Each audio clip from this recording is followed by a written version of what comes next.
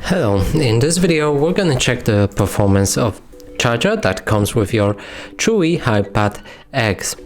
So right here I have this charger and I'm gonna plug it into this Gosund smart socket, and then we'll be able to see the performance in the Gosund app. So first let's plug in the charger into the socket, then cable into the charger, then we can just plug the socket into the power source. Now let's try plugging in the Gosund and the cable to our tablet like that.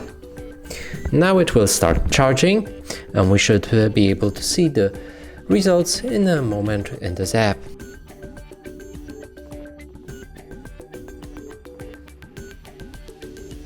I usually wait about 30 seconds till all of the statistics here are stable, so let's do that.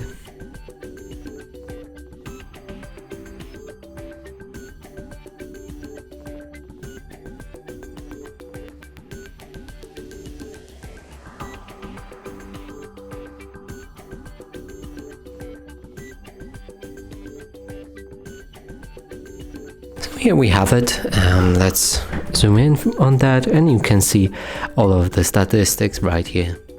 And that's it for this video. Hope you like it. Please consider subscribing to our channel, leave a like and a comment below.